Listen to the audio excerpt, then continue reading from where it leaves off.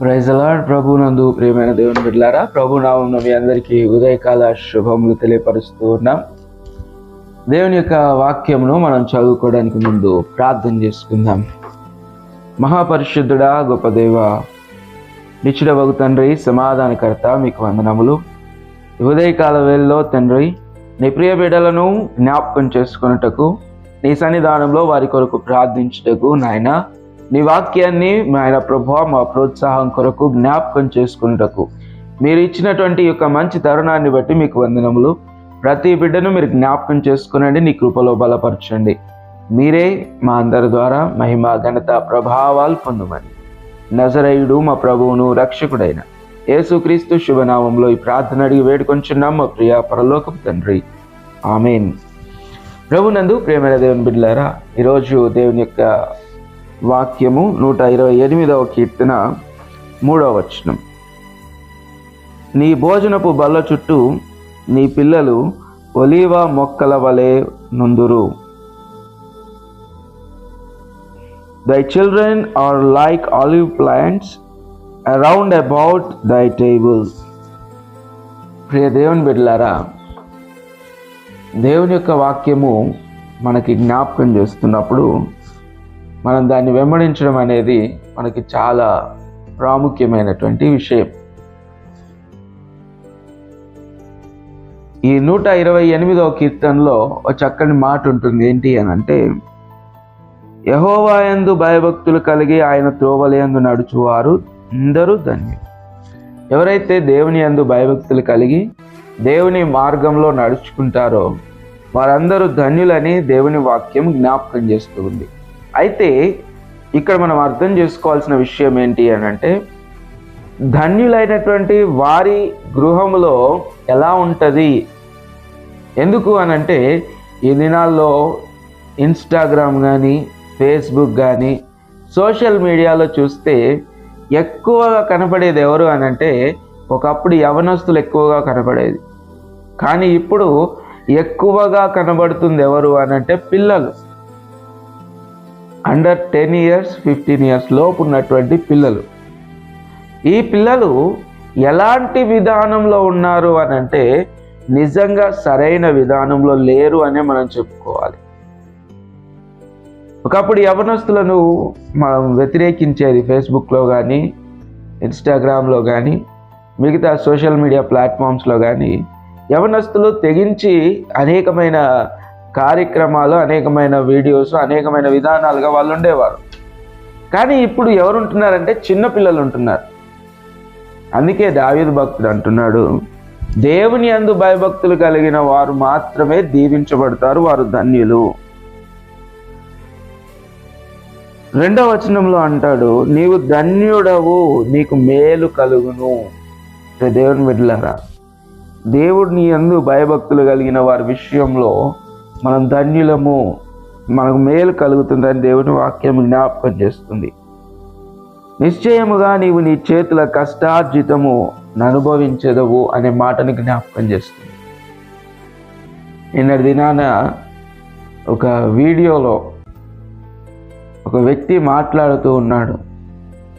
ఒక తల్లి ఒక కుమారునికి ఒక బండి కొనిచ్చింది. ఇద్దరు ఆ బండిని ఓపెన్ చేస్తూ ఉన్నారు. ఫస్ట్ టైం కొన్నారు. కుమారునికి వయసు దగ్గర దగ్గర ఒక 17-18 సంవత్సరాలు ఉంటాయి. అయితే తండ్రి దూరం నుంచి నిల్చొని చూస్తున్నాడు, దుఃఖముతో, బాధతో దూరం నుంచి నిల్చొని చూస్తున్నాడు. ఎందుకు? కుమారునికి బండి కొనడం ఇష్టం లేకనా?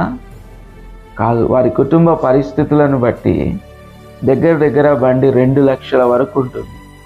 అన్ని లక్ష పెట్టి దేవునికి ఏ విధంగా మనసు బాధ పెట్టే విధంగా ఆ పరిస్థితి జరుగుతూ ఉంది అని అంటే, ఆ తండ్రి ఎంతగానో బాధపడుతూ ఉన్నాడు.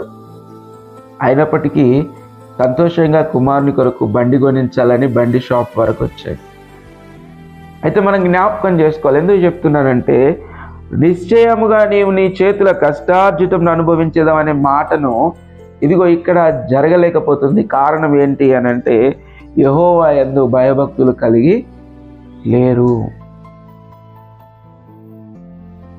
4వ వచనం, యెహోవా యందు భయభక్తులు గలవాడు ఇలాగూ ఆశీర్వదించబడును అని జ్ఞాపకం చేస్తున్నారు.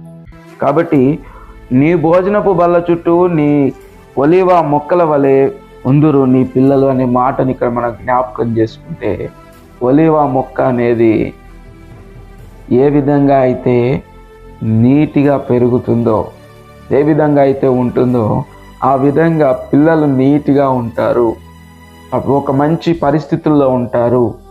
ఎప్పుడు అనంటే యెహోవా యందు భయభక్తులు కలిగి ఉన్నప్పుడు. ఈ ఉదయకాల వేళలో ప్రియ దేవుని బిడ్డలారా, మీకు జ్ఞాపకం చేస్తూ ఉన్నాను, దేవుడు మిమ్మల్ని దీవించాలన్నా, సరైన విధంగా మీరు ఉండాలన్నా, మీ పిల్లలు పెరగాలన్నా ఈ విషయాన్ని గుర్తుంచుకోవాలి. ఏంటి అనంటే మనందరము దేవుని యందు భయభక్తులు కలిగిన వారమై ఉండాలి. దేవుని యందు ఆలోచన చేసేవారిగా ఉండాలి. ఏ పని చేస్తున్నా ఫస్ట్ ప్రయారిటీ దేవునికి ఇచ్చే వారంగా ఉండాలి. ఏ విధంగా మనం నడుచుకుంటున్నప్పటికీ దేవుని వైపు చూసే పరిస్థితులు మనకు ఉండాలి. అప్పుడు ఖచ్చితంగా నువ్వు దీవించబడతావు, నీ పిల్లలు దీవించబడతారు, నీ కుటుంబం అంతా దీవెనకరంగా ఉంటుంది. అట్టి దీవెన దేవుడు మనందరికీ దయచేయునుగాక. ఆమేన్. తల్లు వంచండి, కళ్ళు మూసుకొని ప్రార్థన చేసుకుందాం. ప్రేమ నమ్మకం కలిగిన మా ప్రియ పరలోకపు తండ్రి, ఉదయకాల వేళలో ప్రభా నీ ప్రియ బిడ్డల గురించి నాయన ప్రభా జ్ఞాపకం చేసుకోవడానికి మీరు చూపిన కృపకై మీకు వందనములు. ఇదిగో నీ భోజనం బల్లం చుట్టూ నీ పిల్లలు ఒలీవ మొక్కల వలె ఉందురని జ్ఞాపకం చేస్తూ ఉన్నారు నాయన. కారణం యెహోవా యందు భయభక్తులు కలిగి ఉండుట అని నాయన తండ్రి, ఈ కుటుంబం అంతయు కూడా, నీ బిడ్డలంతా కూడా నాయన ప్రభా మీ అందు భయభక్తులు కలిగి జీవించే భాగ్యము దయచేయండి. ఈ దినమంతయు నీ అందు విశ్వాసం ఉంచి, నీ అందు భయం ఉంచి, మీరంటే భక్తి కలిగి నాయన ప్రభా ప్రతి విషయంలో ముందుకు కొనసాగుతూ తండ్రి మిమ్మల్ని మహిమపరిచే భాగ్యం మాకు దయచేయండి దేవా. మమ్మల్ని అందరినీ దీవించి ఆశీర్వదించి మీరే మహిమ ఘనత ప్రభావాలు పొందమని నజరేయుడు మా ప్రభువును రక్షకుడైన యేసుక్రీస్తు శుభనామంలో ఈ ప్రార్థన అడిగి వేడుకొంచున్నాం మా ప్రియ పరలోకపు తండ్రి. ఆమేన్.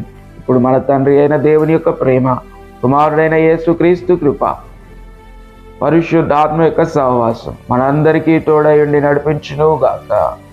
ఆమేన్. ఆమేన్. Yeah.